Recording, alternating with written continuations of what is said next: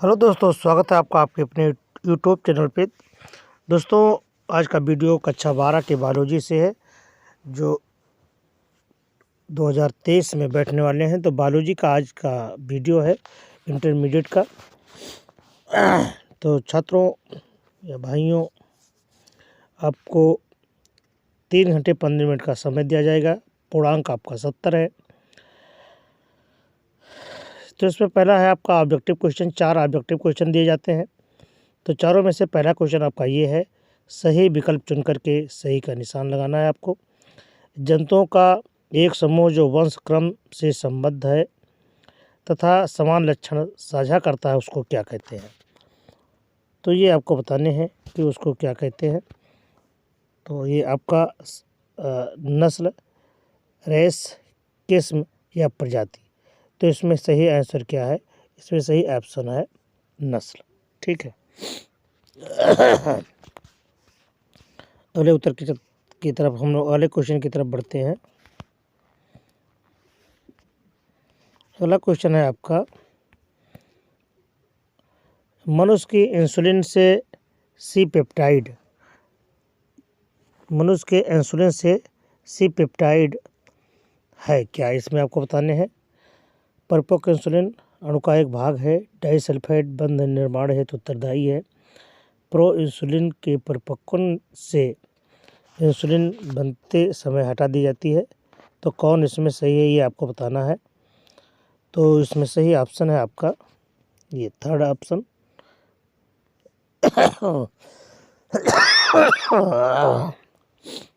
तो third option आपका सही है। प्रो इंसुलिन के परिपक्वन से इंसुलिन बनते समय हटा दिया जाता है। ठीक है।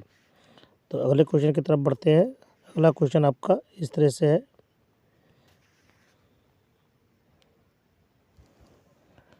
अगला क्वेश्चन है, आरएनए यानी राइबो न्यूक्लिक एसिड अंतरक्षेप में जीनों का मौनीकरण किसके प्रयोग से होता है? एसएसडीएनए। एसएसडीएनए का मतलब होता है single standard DNA, double standard DNA. तीसरा है आपका डबल स्टैंडर्ड आरएनए और फोर्थ ऑप्शन है आपका सिंगल स्टैंडर्ड आरएनए। तो कौन सा है? तो सही है आपका ये तीसरा वाला सही है, डबल स्टैंडर्ड आरएनए। क्लियर। चलिए अगले क्वेश्चन की तरफ बढ़ते हैं। अगला क्वेश्चन है आपका,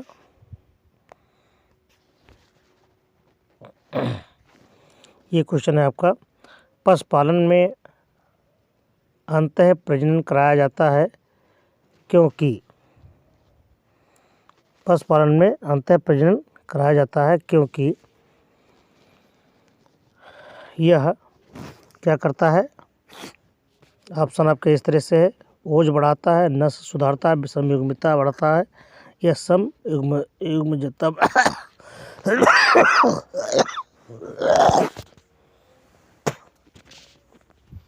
समयुग्मता बढ़ाता है। ठीक है। तो ये आपका ऑप्शन सही है, चौथा। ठीक है। तो ये रहे आपके ऑब्जेक्टिव क्वेश्चन। अब आपको देखिए, अब आपको लिखना क्या है, वो आपके क्वेश्चन ये आ रहे हैं। पहला क्वेश्चन है, निम्नलिखित शब्दावलियों को सही विकासीय क्रम में व्यवस्थित कीजिए। आपको ये क्वेश्चन दिए हुए हैं, इसको आपको क्रमबद्ध रूप से लिखना है। परागकण, बीजाणुजन, ऊतक, लघु बीजाणु। तो इनका आपको सही क्रमबद्ध रूप से इसको देना होगा कि किस रूप में इसको लिखा जाए कि ये एक क्रमबद्ध बन जाए। क्लियर। चलिए अगले क्वेश्चन की तरफ। तो इसका उत्तर देखिए क्या है। देखिए ये है, इसका क्रम विकास इस तरह से है। पहले बीजाणुजन, फिर ऊतक, बीजाणुजन ऊतक, मातृकोशिका। ठीक है। पहले ये आपका ये होगा, फिर आपका मातृकोशिका को होगा, फिर लघु बीजाणु, फिर परागकण, फिर नर युग्मक। तो इसके लिखने का क्रम आपका इस तरह से होता है। ठीक है। तो ये आपका सही आंसर है। अगला क्वेश्चन देखें।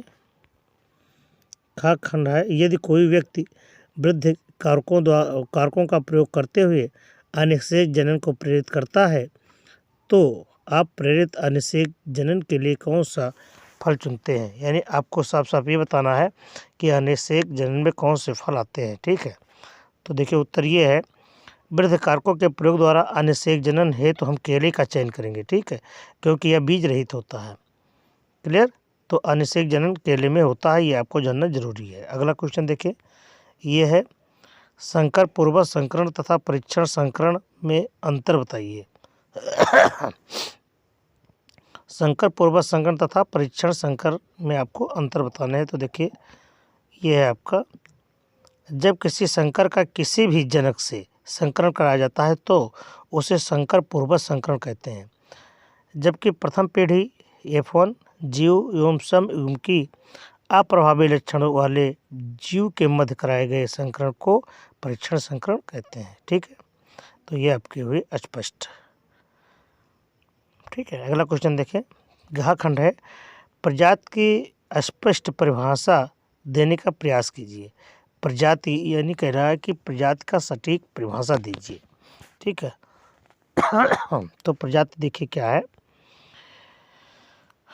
प्रजाति आकार के रूप में प्रथम व प्रजनन रूप से विलगत बेष्ठियों की एक या ज़्यादा प्राकृतिक समिष्ट होती है जो एक दूसरे से अत्यधिक मिलती जुलती है।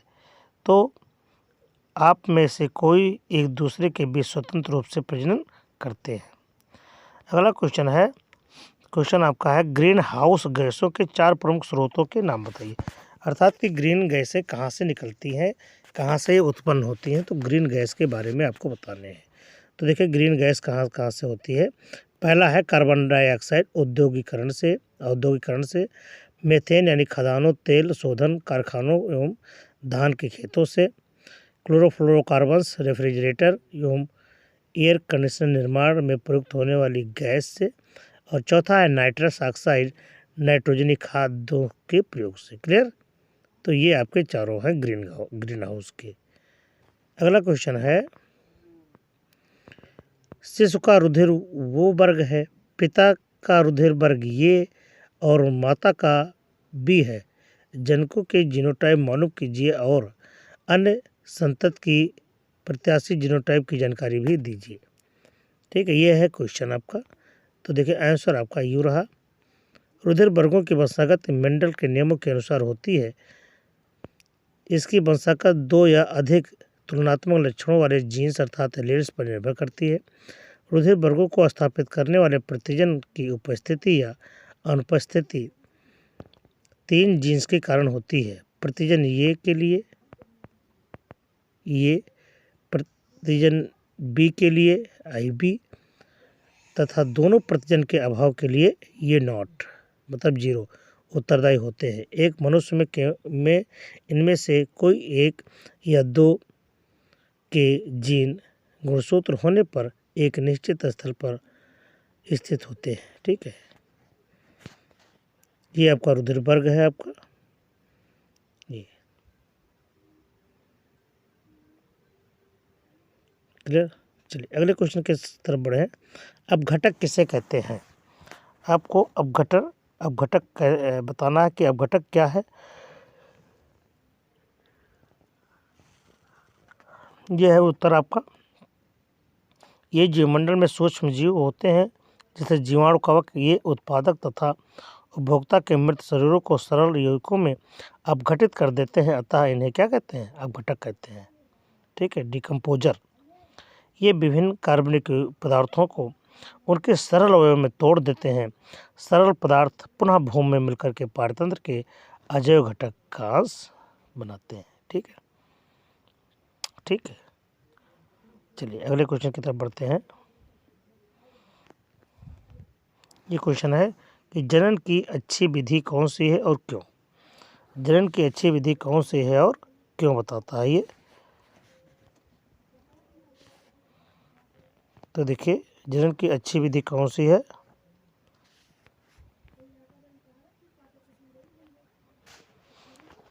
प्रायः लैंगिक जनन को जनन की श्रेष्ठ विधि माना जाता है, ठीक है। लैंगिक जनन में जनन के दौरान गुणसूत्र की अदला बदली हो जाती है, जिससे युग्मक के नए लक्षण विकसित होते हैं और नए जीव का विकास होता है जो अपने जनकों से भिन्न होते हैं, ठीक है। अतः लैंगिक जनन जैव विकास में सहायक होता है। लैंगिक जनन द्वारा जीवों के जीवित रहने के अवसर अधिक होते हैं, क्योंकि आनुवंशिक विभिन्नताओं के कारण जीव अधिक क्षमतावान होता है। लैंगिक जनन से जीवों की संख्या भी बढ़ती है, अतः लैंगिक जनन ही जनन की अच्छी विधि है। ठीक है, चलिए अगले क्वेश्चन की तरफ बढ़ते हैं। अगला क्वेश्चन है असंग जनन क्या है, इसका महत्व बताइए। तो आपको बताना है असंग जनन क्या है।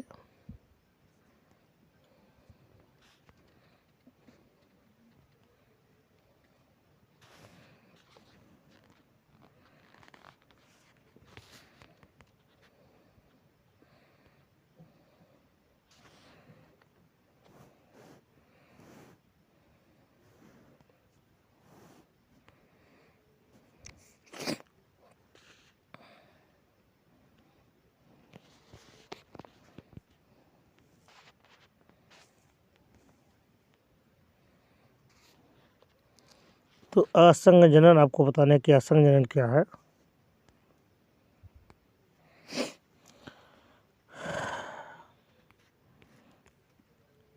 अलैंगिक जनन की एक सामान्य विधि है जिसमें एक नए पौधे का निर्माण युग्मों के संलयन के बिना होते उसे असंग जनन कहते हैं। ठीक है, असंग जनन में गुणसूत्रों का विसंयोजन व पुनः संयोजन नहीं होता है, अतः इसमें पौधे के लाभदायक गुणों को अनिश्चित समय तक सुरक्षित रखा जा सकता है। ठीक है, उस कटिबंध क्षेत्रों में सबसे अधिक स्तर का जाति समृद्धि क्यों मिलती है, इसकी 3 परिकल्पनाएं दी गई।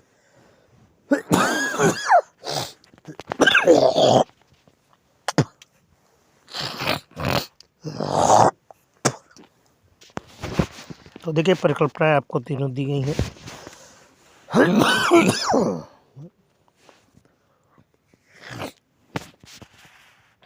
जातोद्भवन आमतौर पर कार्य करता है, समय पर कार्य करता है। शीतोष्ण क्षेत्र में प्राचीन काल से ही बार बार हिमनद की ओर होता रहता है, जबकि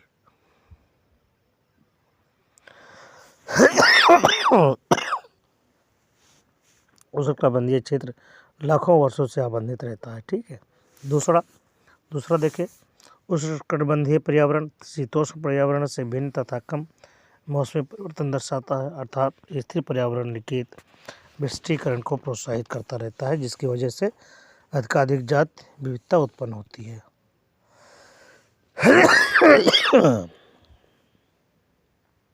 तीसरा है, उष्णकटिबंधीय क्षेत्रों में अधिक सौर ऊर्जा उपलब्ध है, जिससे उत्पादन अधिक होता है, जिससे परोक्ष रूप से अधिक जैव विविधता उत्पन्न होती है। उत्पादक और उपभोक्ता में अंतर बताइए। अगला क्वेश्चन बहुत ही इंपॉर्टेंट है आपका, उत्पादक और उपभोक्ता में अंतर बताना है। तो देखिए उत्पादक और उपभोक्ता में अंतर है। उत्पादकों की श्रेणी में वनस्पतियों को रखा गया है, यानी जो प्राइमरी फाउंडर होते हैं, यानी जो सर्वप्रथम में स्वपोषी होते हैं, प्रकाश संश्लेषण करते हैं, उन्हें हम उत्पादक कहते हैं, ये स्वपोषी होते हैं। और उपभोक्ता में इसके अंतर्गत उन जीवों को रखा गया है जो इनका भोजन करते हैं, यानी उत्पादकों पर निर्भर रहते हैं, और ये सदा परपोषी होते हैं। अगला क्वेश्चन, अगला मतलब उत्तर देखिए इसका है, सूर्य के प्रकाश में ये अपना भोजन बनाने में सक्षम होते हैं, भोजन निर्माण करते हैं, और ये प्रकाश संश्लेषण की क्रिया ही नहीं करते हैं, क्योंकि इसमें क्लोरोफिल नहीं पाया जाता। चौथा देखिए, उत्पाद एक ही प्रकार के होते हैं, ये उत्पाद एक ही प्रकार के होते हैं, और ये उत्पादक एक ही प्रकार के होते हैं, और ये उपभोक्ता देखिए कई प्रकार के होते हैं। शाकाहारी, द्वितीयक उपभोक्ता, तृतीयक उपभोक्ता। शाकाहारी प्राथमिक उपभोक्ता, द्वितीयक शाकाहारी होता है, और तृतीयक क्या होता है, शाकाहारी प्राथमिक को खाता है। ये देखिए, ठीक है।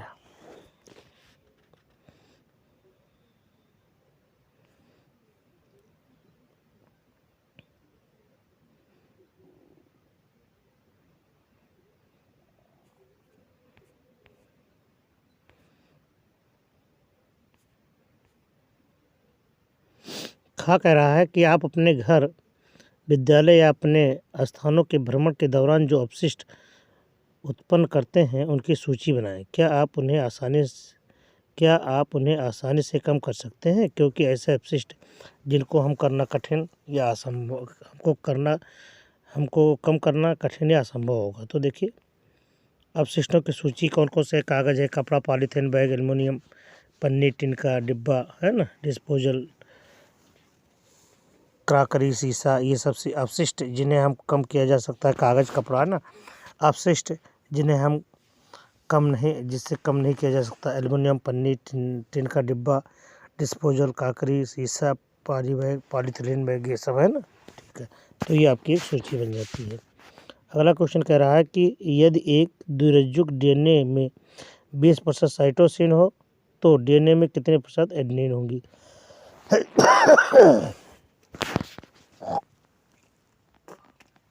तो यहाँ पर देखिए आपको बता दिया गया कि एक रज्जुक डीएनए है, उसमें 20% आपकी साइटोसिन है। ठीक है, तो साइटोसिन आपको बता दिया गया है। तो यहाँ पर देखिए साइटोसिन कहने का मतलब ये है कि चारगाफ का जो नियम है डीएनए में, तो AGTC ये जी बराबर होगा TC के। ठीक है, ये चीज़ आपको ध्यान में रखना होगा। तो अब देखिए इसको सवाल ही लगा दिया जाता है, यहाँ पर आपको सवाल लगा करके दिखाया गया है। यहाँ पर देखिए चारगाफ के नियम के अनुसार डीएनए में एडेनिन ये प्लस जी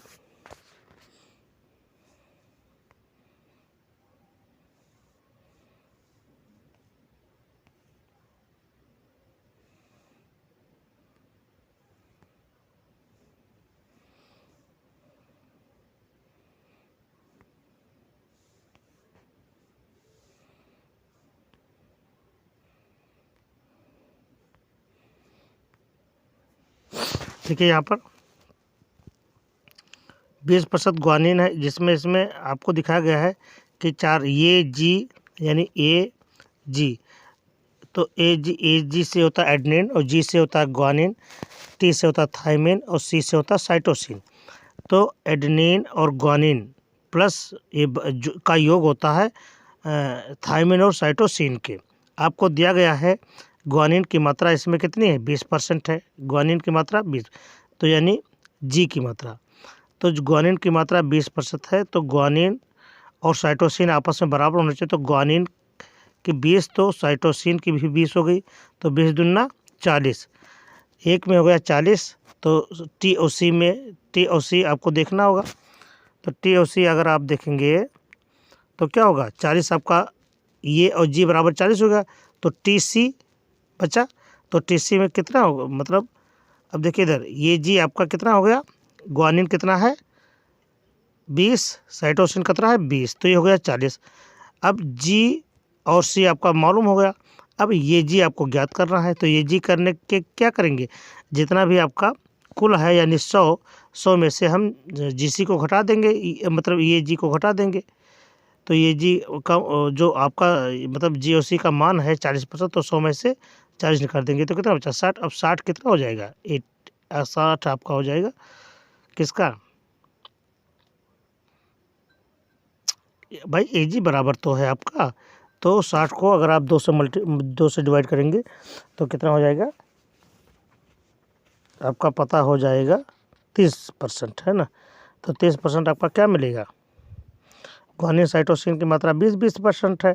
ठीक है, ग्वानिन और साइटोसिन की मात्रा कितनी कितनी है, जीसी की मात्रा कितनी है, तो आपको ये टी पता हो जाएगी है ना। एडेनिन एडेनिन की मात्रा यानी एडेनिन बराबर ग्वानिन, तो ये मात्रा आपको पता हो जाएगी कितनी, 30%। ठीक है, चलो अगले क्वेश्चन की तरफ बढ़ो भाई। मेंडल द्वारा प्रयोगों के लिए मटर के पौधे को चुनने में क्या लाभ हुआ। देखो भाई, मेंडल द्वारा मटर के पौधे के लिए चुनने के लिए निम्नलिखित लाभ हुए। नंबर 1, एक ऐसा 1 वर्षीय पौधा है, इसे आसानी से बगीचे में उगाया जा सकता है। इसमें विभिन्न लक्षणों के वैकल्पिक रूप देखने को मिले हैं। इसे स्वपरागित होने के कारण कोई भी अवांछित जटिलता नहीं आ पाई। ठीक है। चौथा है नर व मादा एक ही पौधे में मिलते हैं। और पांचवा है यह पौधा अनुवांशिक रूप से शुद्ध था व पीढ़ी दर पीढ़ी इसके पौधे शुद्ध बने रहे। और अंतिम है कि इस पौधे की एक ही पीढ़ी में अनेक बीज उत्पन्न हो जाते हैं, अतः वो निष्कर्ष निकालने में आसानी होता है। ठीक है। तो ये आपका है कि इसके द्वारा आप आसानी से मतलब पैसम सटाइवन मीठी मटर का प्रयोग अनुनासिक के रूप में कर सकते हैं। ठीक है। दूसरा देखिए, सहोपकारिता तथा परस्परता पर टिप्पणी लिखना है आपको। ये है क्वेश्चन, सहोपकारिता अथवा परस्परता पर टिप्पणी लिखिए। तो सहोपकारिता क्या है देखिए, यह दो जातियों के मध्य अस्थायी संबंध है जिससे दोनों लाभान्वित होते हैं। सह माने दोनों। यह एक विस्तृत प्रक्रिया है जिसमें सूक्ष्म जीवों, उच्च पादप और जंतुओं के मध्य परस्पर सहयोग दिखाई देता है।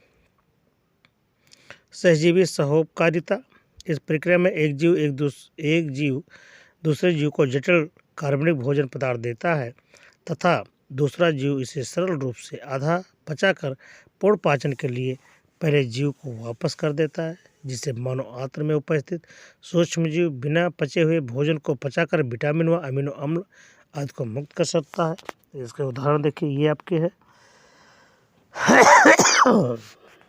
सहजीवी नाइट्रोजन स्थिरीकरण राइजोबियम जीवाणु द्वारा लेगुमिनोसी कुल की जड़ों में उपस्थित रह करके करता है। दूसरा है शैवाल और कवक के मध्य में सहजीवी से लाइकेन थैलस का निर्माण करता है। तीसरा उच्च पादपों में साइकस व नास्टाक यूमेनाबिना का संबंध, कवक मोल व उच्च पादप संबंध।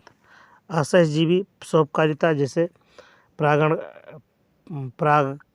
परागणकर्ता व आवृत्त बीजी पौधों के पुष्प के मध्य का संबंध, फलों एवं बीजों के प्रकीर्णन के लिए पक्षी एवं अन्य फलभक्षी स्तनियों के मध्य का संबंध आदि इसके उदाहरण है ना। चींटी रागिता, जहाँ चींटियाँ पौधों की रक्षा करती हैं और आवास एवं भोजन पौधों से प्राप्त करती हैं। अगला है क्वेश्चन, डाउन सिंड्रोम किसे कहते हैं, इसके उदाहरण आपको देने हैं। या मंगोलियन जड़ता क्या है, इसको भी आपको बताने हैं। ठीक है। तो देखिए डाउन सिंड्रोम क्या है। ये है आपका डाउन सिंड्रोम, वह रोग जो गुणसूत्रों के अनियमितता के कारण होने वाले उत्परिवर्तन से होता है। मनुष्य में तो आप जानते हैं कि कितने जोड़े गुणसूत्र होते हैं, 23 जोड़े यानी 46 गुणसूत्र। तो मनुष्य में कभी कभी गुणसूत्रों की संख्या 46 के स्थान पर 47 हो जाती है। यह अतिरिक्त गुणसूत्र 21वें समजात जोड़े में तीसरा बढ़ जाने के कारण होता है। ठीक है। आप जानते हैं कि 22 जोड़े ऑटोसोमल्स और 1 जोड़े XY गुणसूत्र पाए जाते हैं या XX गुणसूत्र पाए जाते हैं, लेकिन जब डाउन सिंड्रोम हो जाता है तो बताया गया कि 21वें समजात जोड़े के में तीसरा बढ़ जाने के कारण होता है। ठीक है। और इसे डाउन संलक्षण कहते हैं, क्योंकि इसे एक वैज्ञानिक थे, उन्हें डाउन के नाम से उसको जाना जाता है। ये अतिरिक्त गुणसूत्र बच्चे की बुद्धि के सामान्य विकास को रोक देता है। ठीक है।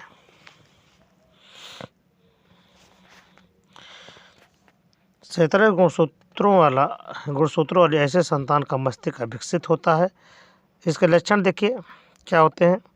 सिर गोल, होंठ नीचे की ओर लटका हुआ रहता है, माथा अनावश्यक रूप से चौड़ा होता है, त्वचा खुरदरी होती है, आंखें तिरछी और पलकें वलित होती हैं और मुंह हर वक्त खुला रहता है, मंदबुद्धि हो जाता है बच्चा। इनमें जननांग तो सामान्य होते हैं किंतु पुरुष नपुंसक होते हैं। इन अनुवांशिक रोग को मंगोलिक बेवकूफ़ी या मंगोलियन जड़ता भी कहते हैं। ठीक है। तो ये क्वेश्चन बहुत ही इंपॉर्टेंट है। अगला क्वेश्चन है आपका, नस्ल शब्द से आप क्या समझते हैं। नस्ल शब्द से आप क्या समझते हैं, पशु प्रजनन का क्या उद्देश्य है। तो नस्ल देखिए पशुओं का वह समूह जो वंश तथा सामान्य लक्षणों जैसे सामान्य दिखावट, आकृति, आकार, समरूपण आदि में समान हो, वो एक नस्ल कहलाता है। ठीक है। पशु प्रजनन का उद्देश्य क्या है? पशु प्रजनन पशुपालन का एक महत्वपूर्ण पहलू है। पशु प्रजनन का उद्देश्य पशुओं के उत्पादन को बढ़ाना, उनके उत्पादों को वांछित गुणवत्ता में सुधार करना। कृत्रिम प्रजनन द्वारा उच्च दुग्ध उत्पादन वाली नस्ल की मादाओं का उच्च गुणवत्ता वाले मांस प्रदान करने वाले नस्लों को सफलतापूर्वक जनित किया गया, जिससे अल्पकाल में ही बड़ी संख्या में पशुधन की वृद्धि संभव है। अगला क्वेश्चन है, अगला खंड है भ्रूणकोश और भ्रूणपोष की तुलना। इसमें आपको अंतर बताने हैं। ये देखिए भ्रूणकोश ये आपको तुलना करना है। बीजांड, देखिए भ्रूणकोश में बीजांड अर्थात गुरु बीजाणुधानी के अंदर बनने वाले 4 गुरु बीजाणुओं में से एक क्रियाधारी गुरु बीजाणु में परिवर्तित होता रहता है। इसमें देखिए आवृत्त पौधों में द्विनिषेचन से घटित द्वितीय केंद्रक के निषेचन अर्थात त्रिसंलयन से बना त्रिगुणित केंद्रक से विकसित होता है ना। ये सब आपके अंतर हैं। इसको आप एक एक करके लिख लीजिए, समझ लीजिए, ठीक है।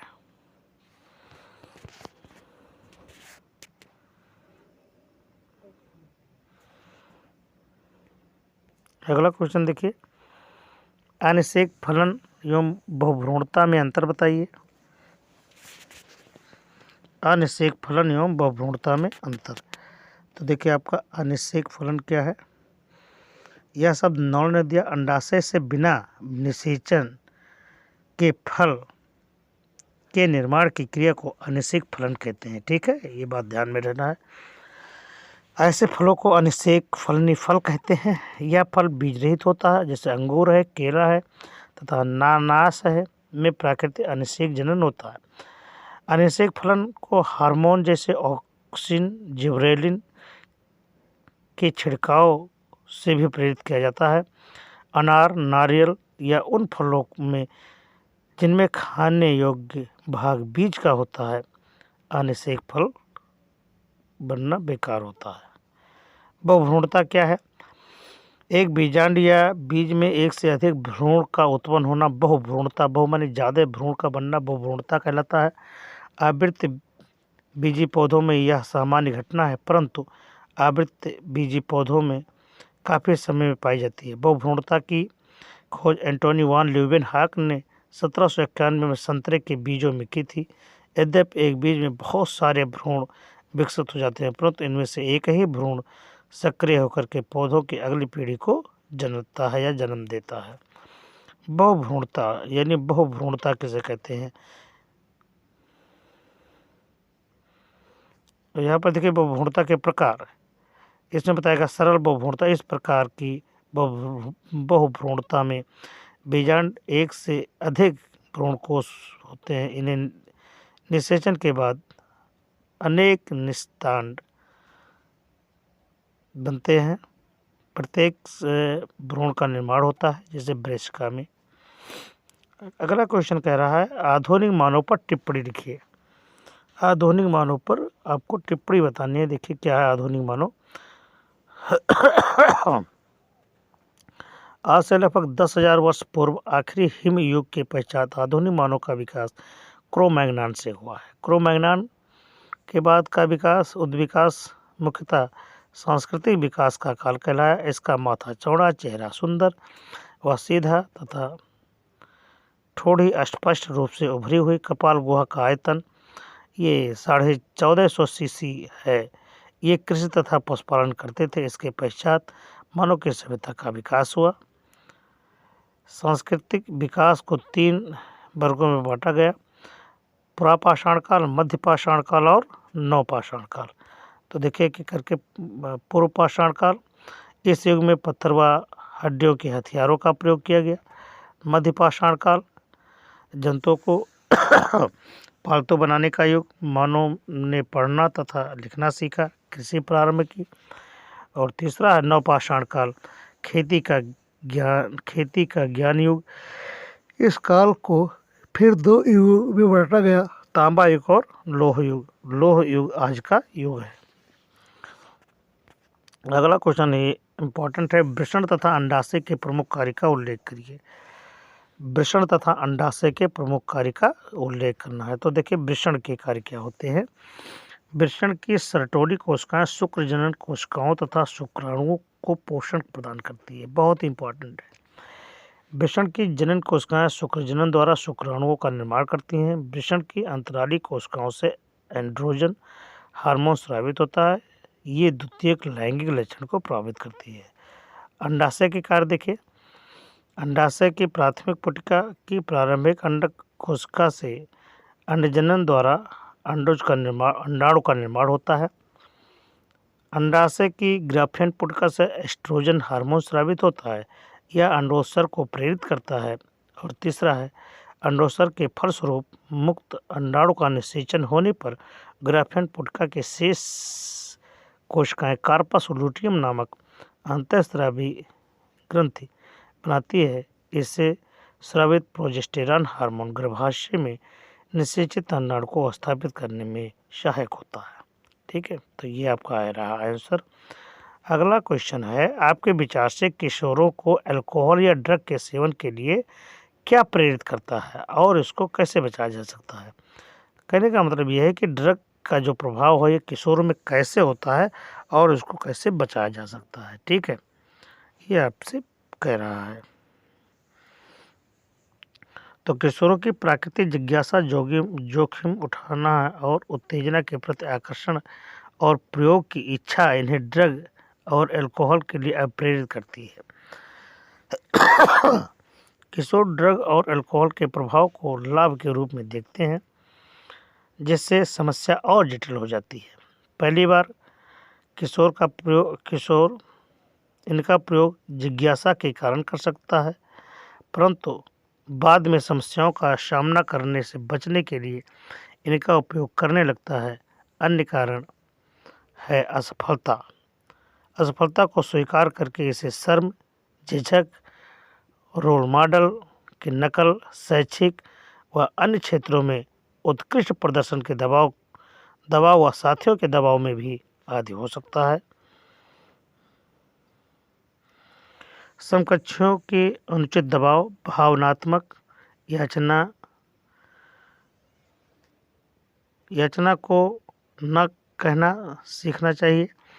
सफलता असफलता को सहज रूप से स्वीकारें। ऊर्जा को सकारात्मक कार्यों में लाएं। नैतिकता के पथ पर चलने का गर्व का अनुभव करें। ठीक है, ये सब विचार करके आप बच सकते हैं। इनसे बचने के लिए उस स्थिति की पहचान करना सबसे उत्तम है जो किशोर को अल्कोहल या ड्रग के सेवन की ओर ढकेलती है। ठीक है, बच्चे की पसंद का सम्मान कर उसे प्रोत्साहित करना चाहिए। बच्चे को उसकी क्षमता से अधिक करने के लिए अनावश्यक दबाव नहीं डालना चाहिए। ठीक है, इन सभी समस्याओं को अगर हम लोग नज़रअंदाज नहीं करेंगे तो आने वाली पीढ़ी को ड्रग से बचाया जा सकता है। ठीक है, अगला क्वेश्चन है, स्थानांतरण के दौरान राइबोसोम की दो प्रमुख भूमिकाओं की सूची बनाइए। स्थानांतरण के दौरान देखिए, इस प्रक्रिया में अमीनो अम्ल के बहुलक से पॉलीपेप्टाइड्स का निर्माण होता है। ठीक है, अमीनो अम्ल के क्रम व अनुक्रम संदेशवाहक आरएनए में पाए जाने वाले क्षारों के अनुक्रम पर निर्भर करते हैं। अमीनो अम्ल पेप्टाइड बंध द्वारा जुड़े रहते हैं। स्थानांतरण प्रक्रिया द्वारा पूर्ण होने पर पॉलीपेप्टाइड श्रृंखला राइबोसोम से पृथक हो जाती है। ये आपका फिगर है। ठीक है, स्थानांतरण की भूमिका, राइबोसोम का छोटा सा यूनिट एमआरएनए के प्रथम कोडॉन के साथ संबंधित होकर के समारंभन कॉम्प्लेक्स अमीनो अम्ल टीआरएनए बनाता है, जिसकी पहचान प्रारंभक टीआरएनए द्वारा की जा सकती है। ठीक है, ये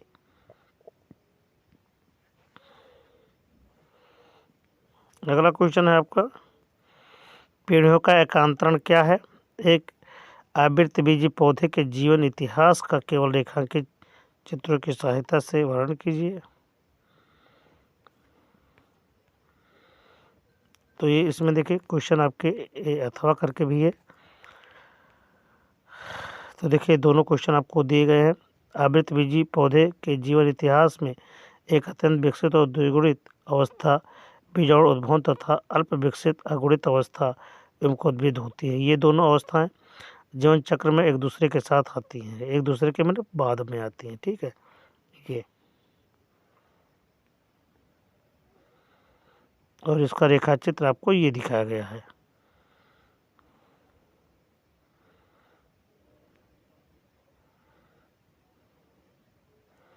अगला क्वेश्चन देखिए, एमनियोर के 4 महत्वपूर्ण कार्य लिखना है। एमनियॉन के 4 महत्वपूर्ण कार्य।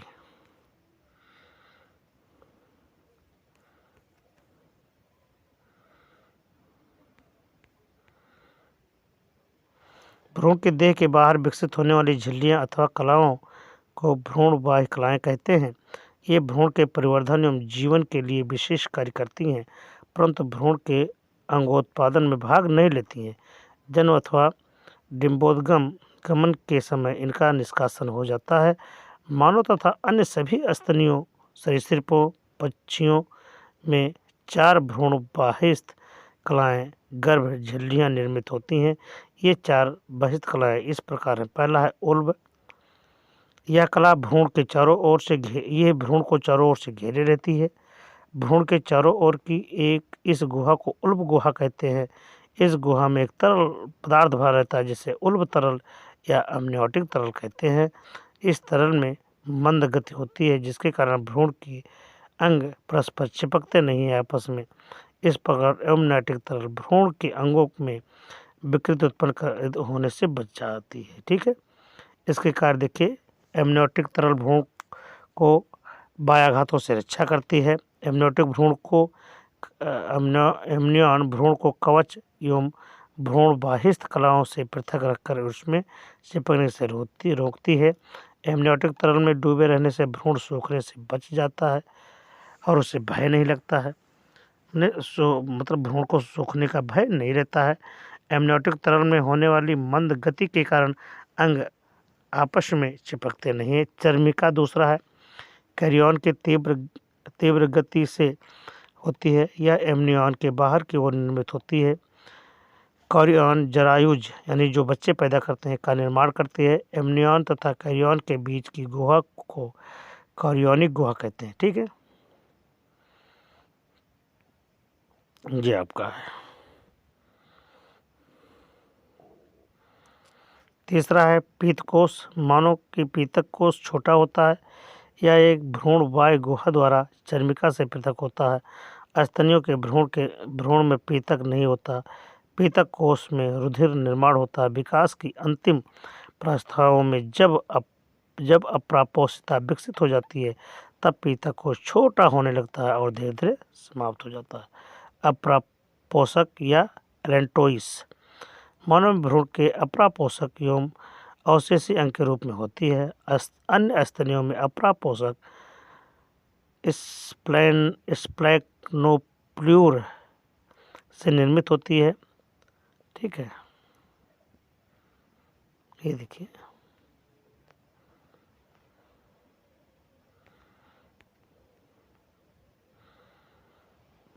अगला क्वेश्चन कह रहा है अथवा करके दिया हुआ है, पर प्रांगण में होने वाले लाभ या हानि का उल्लेख कीजिए।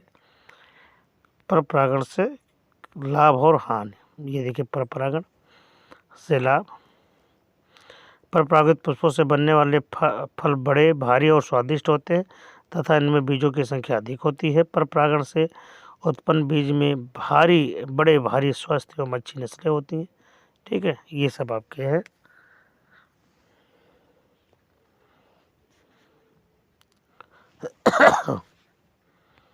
अब हानि देखिए, इससे क्या होते हैं। पर परागण की क्रिया अनिश्चित होती है क्योंकि परागण के लिए जलवायु जंतु पर निर्भर करते हैं। ठीक है, ये परागित करने के लिए साधनों के समय उपलब्धता न होने पर अधिकांश पुष्प परागित होने से रह जाते हैं। पर परागण के लिए पुष्पों को दूसरे पुष्पों पर निर्भर रहना पड़ता है। कीटों को आकर्षित करने के लिए पुष्पों को चटकीले रंग, बड़े दल, सुगंध, मकरंद आदि उत्पन्न करने पड़ते हैं। ठीक है, ये अनुलेखन देखिए।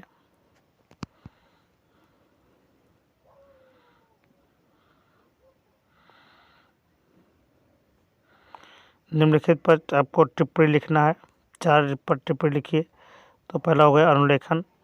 डीएनए के रज्जुक में कोड के रूप में निहित अनुवांशिक सूचनाओं को मैसेंजर आरएनए के प्रतिलिपिकरण को क्या कहते हैं? अनुलेखन कहते हैं। इस क्रिया के लिए आरएनए पॉलीमरेज नामक एंजाइम सहायक होता है।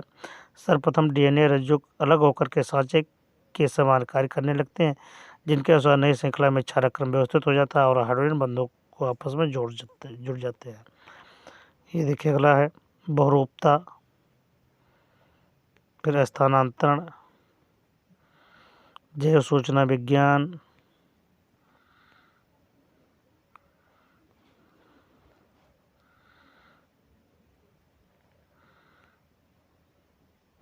ऊतक संवर्धन देखिए अथवा दिया गया ऊतक संवर्धन। ठीक है, बस ये क्वेश्चन यहीं तक है।